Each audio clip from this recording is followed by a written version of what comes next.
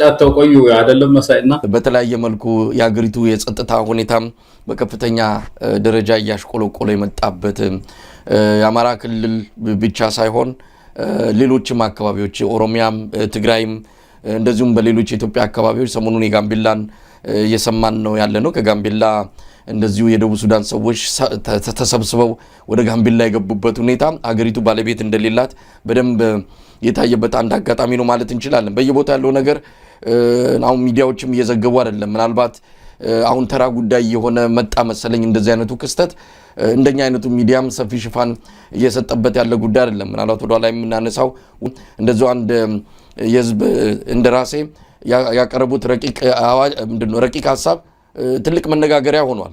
የቀጠናው ጭምር ነው። የኢትዮጵያ ብቻ ሳይሆን የአፍሪካው ቀንድ ስጋት ሆኗል ነው።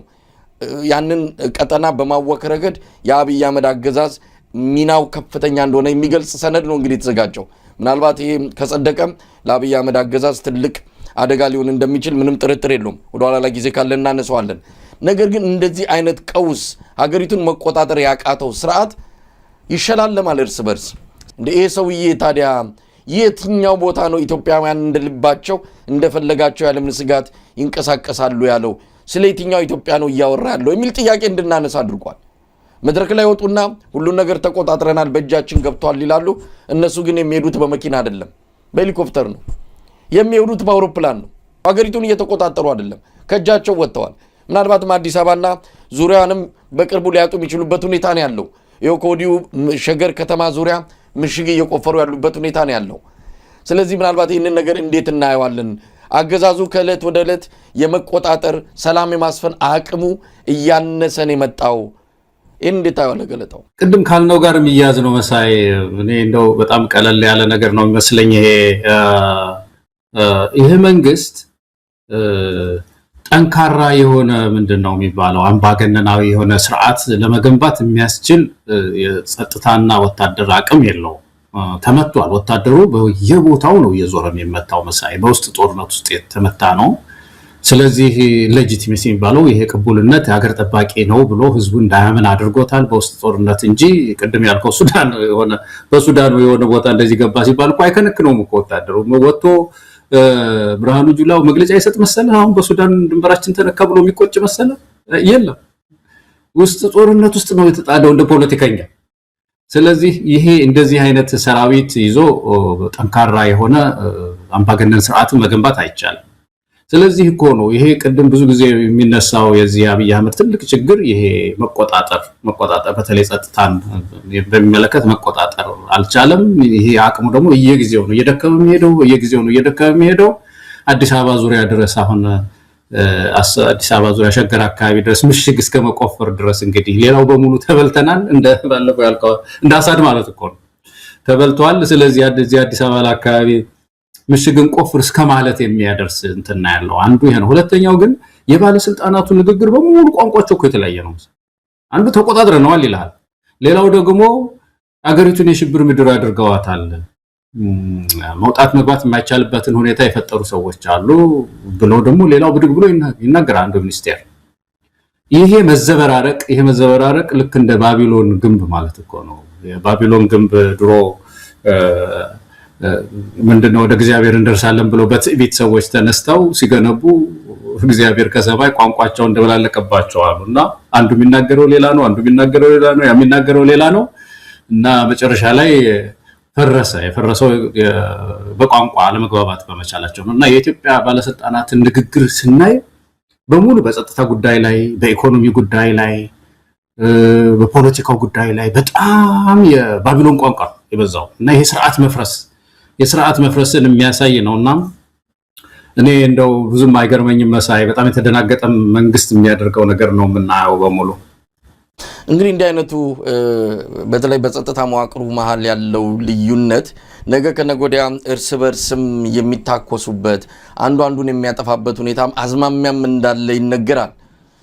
በአሁኑ ሰዓት አኩርፎ ያለ የጸጥታ መዋቅር እንዳለ አብይ አህመድ በየጊዜው የሆነ ነገር ሲፈጠር እንደው ገንጠል አድርጎ የሚያቋቁመው የተለየ የጸጥታ መዋቅር አለ። እንደው ተደራጅተው ቁጭ ብለዋል፣ ደሞዝ ይበላሉ፣ መሳሪያ ታጥቀዋል። ደግሞ ሌላ ነገር ሲመጣ ሌላ ያደራጃል። እንደነዚህ አይነት መዋቅሮች እየተናበቡ አይደለም። አንዳንድ እርስ በርስም ይታኮሳሉ። በአሁን ሰዓት መከላከያውና ፌዴራል ፖሊሱ ይናበባሉ ወይ? ይህንን በደንብ ነገሩን ስትመረምረው ብዙ ክፍተቶች አሉ። አሁን እንደው የሚባለው ካለመናበብ የተነሳ አንዱ የአንዱን ስልጣን ወሰን ስለማያቅ ነገ ከነጎዲያ የእርስ በርስ ነገር ሊጀመር ይችላል የሚለውም ነገር በውስጣቸው አለ። አሁን ሚሊሻውን ኦሮጋገነው ነገ ከነጎዲያ በየኩርባው ጥይት ላለመተኳኮሱ ምንም ዋስትና የለም። ገለታው I think እነዚህ ሶስት ተቋማት ለምሳሌ ፓርቲ፣ ጸጥታው፣ ወታደሩ በተለይ እነዚህ ሶስቱ አሁን ጸጥታውና ወታደሩ የፖለቲካ አመራር ይሻል። እንደምታውቀው እንግዲህ በተለይ ወታደሩ የፖለቲካ አመራር ያስፈልገዋል፣ ጸጥታውም እንደዛ ያስፈልገዋልና ጠንካራ ፓርቲ ያስፈልጋል። አሁን ብልጽግና እንደ ብልጽግና ብቻ ስታየው የሆነ እኮ የትንቢት ይሄ በቃ ምንድነው ወደ ሃይማኖት ድርጅትነት ያደላ ዝም ብሎ መሰረታዊ ሆዶ የኢትዮጵያን ችግሮች ሁሉ ማያጠና ኦፖርቹኒቲስ የምንላቸው እነዚህ እድሎች የሰበሰቡት የሥራ እድል የምናምን የሰበሰበው ማህበር ነው ያለው። ይሄ ማህበር የፖለቲካ አመራር እየሰጠ ጸጥታውን ሊያጠናክረው በቁርጭምጭሚቱ ሊያቆሙ እንደገና ሊያጸናው ያየበተነው ነው ማለት ነው። ሊያጸናው የሚችል አይደለም እንደ ፓርቲ ሲታይ ማለት ነው። ወታደሩም የፖለቲካ አመራሩ በጣም የተበላሸ ስለሆነ ራሱ ፖለቲከኛ ሆኖ ነው የምናየው እና እነዚህ ሶስት ተቋማት እየፈረሱ ስለሆነ ትክክለ ሰውነታቸው ከመስመራቸው ወጥተው የሚራመዱ ስለሆነ መንግስት ሞኖፖሊ ኦፍ ፓወር ሊያመጣ አይችልም ኢትዮጵያ ውስጥ ወይም ደግሞ ይሄ መቆጣጠር አቅም ሊገነባ አይችልም በዚህ አካሄዱ። ስለዚህ መሰረታዊ የሆነ ሽንፈት መሰረታዊ የሆነ መፍረስ ፍርሳት አለው ማለት ነው። ስለዚህ ነው እኮ አሁን የተቸገርነው ምንድነው ይሄ ሁሉ አልሰራ ሲለው አብይ አህመድ ምንድነው የሚያደርገው በዛ በአካባቢው የገነባው የቤተ መንግስት ጦር የሪፐብሊክ ምናምን የሚሉት ማለት ነው በሱ ነው አገር እየተመራ ያለው። እንደፈለገው ደብዳቤ ጽፎ አብይ አህመድ እንደፈለገው የባንክም ታንኩን የሚያዝበትን ስርዓት ቀጭን ስርዓት እንጂ ድርጅታዊ የሆነ እንደ ፓርቲ እንደ ጸጥታ እንደ ወታደር የተገነባ ነገር የለም። ለዚህ እኮ ነው ኢትዮጵያውያን አሁን የፋኖንም ትግል የሚደግፈው መሳይ እንደ ወታደር ክፍለ ጦር የተደራጀ የሚያስፈልገው ኮላፕስ ሊያደርግ ይችላል። ያካሄዱ በጣም ኮላፕስ ድንገት ሊወድቅ ይችላል የሚል ስጋትም ስላለኝ ገለታው እንግዲህ የኢትዮጵያ ኦርቶዶክስ ተዋሕዶ ቤተክርስቲያን እምነት ተከታዮች ላይ የሚደርሰው ከፍተኛ የሆነ መከራ አሁን እየጨመረ ነው የመጣው። አሁን ሰሞኑን የሰማነው በወለጋ ሆሮ ጉድሩ አካባቢ የአንድ ሀገር ስብከት ስራ አስኪያጅ መገደላቸው ተሰምቷል። ስራ አስኪያጁ ኢትዮጵያን ዘንድ እየተካሄደ ይገኛል። ኔዘርላንድ የሚገኙ የቤተክርስቲያኒቱ ልጆች ከኔዘርላንድ ፖለቲከኞች ጋር በመሆን ወደ አንድ እርምጃ ያደገ እንቅስቃሴ ውስጥ መግባታቸውን የሰማነው። ሰሞኑንም እዚህም አቡነ ሉቃስ እንደዚሁ አባ ገብርኤልን ጨምሮ ሌሎች የቤተክርስቲያኒቱ አባቶች የአሜሪካን አንድ ፖለቲከኛ ጽፈት ቤታቸው ድረስ ሄደው ያነጋገሩበትም ከዚህ አንፃር የሚጠቀስ ነው። ናይጄሪያ ላይ ፕሬዚዳንት ትራምፕ የወሰዱትን አይነት ቁርጠኛ አቋም በኢትዮጵያም እንዲወስዱ ግፊት እየተደረገ ይገኛል። ሰሞኑን መጠምዘዣ እንደዚህ አይነት ነገርን ለመፈጸም የሚያስችለውን አቅም የሚያሳጣ እርምጃ ነው በዚሁ ሰነድ ላይ የተካተተውና ተስፋ የሚደረግበት ነው። በእርግጥ ሁሉም መፍትሄ ከውጪ እንዲመጣ አንጠብቅም። በራሳችን የምናገኛቸው መፍትሄዎች በራሳችን የምንደርስባቸው በመስዋዕትነት የምናገኛቸው መፍትሄዎች ናቸው ዘላቂ ጥቅም የሚኖራቸው። ነገር ግን ለተወሰነ ጊዜም ቢሆን የነዚህን አካላት ድጋፍ ማግኘት የሚጠቅም እንጂ የሚጎዳ አይደለም። ደው ገለታዊንን እንዴት ታየዋለህ? ብዙ ነገሮች ተካተዋል። ይሄ ረቂቅ ሰነድ አብይ አህመድና የተወሰነ ክፍል ብቻ ነው ይህንን ኢጋድን ተሸክሞ ያለው። የራሱ ቀኝ እጅ የሆነውን ወርቅነህ ገበየሁን በቦታው አድርጎ በቀጠናው የበለጠ እንደውም ይሄ የኢጋድ የሚባለው ማህበር ከተመሰረተ በኋላ ነው ቀጠናው የበለጠ ቀውስ ውስጥ የሚገባው። ምንም መፍትሄ የሚያመጣ ነገር የለም። እናም ገለታው ከዚህ አንፃር እንዴት ታየዋለህ? ይህ ሰነድ እንዲጸድቅ ኢትዮጵያውያን ትብብር ማድረግ አለባቸው፣ መረባረብ አለባቸው። አሜሪካውያን ይህንን ነገር ሲያመጡ ቀላል የሚባል ጉዳት አይደለም።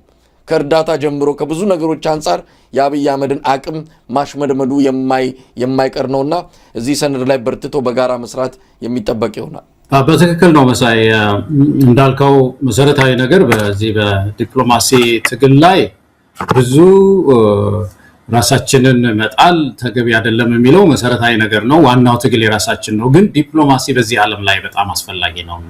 ከዲፕሎማሲ ውጪ የሆነ መንግስት የማይኖርባት ምድር ናት። አሁን በተለይ እነዚህ ሀያላን የሚባሉ ሀገራት እጃቸው ብዙ ነው፣ ጠንካራ ነው በኢኮኖሚው ጉዳይ ላይ በፖለቲካው በረው እንዲተከል ማዕቀቡም በህግ ማዕቀፍ ውስጥ እንዲሆን የማድረጉ ትግልም ገና ይቀጥላል። ግን ዝም ብሎ በኮንግረሱ መጽደቁ በራሱ የአሜሪካ አቋም ስለሆነ እሱን የሚከተሉ ተቋማት ብዙ ናቸው እና ወደዛ እንዲደርስ ኢትዮጵያውያን ሁሉ ብዙ ትግል ማድረግ ይኖርብናል የሚለውን ነገር እኔም የምገዛው ነገር ነው። መሳይ በሪጅኑም አካባቢ ያለውን ተጽዕኖ ማሳየት አለብን። ያነሳው ኢጋድ ጉዳይም ራሱ ስታነሳ በጣም ነው የገረመኝ እኮ ነው። እኔም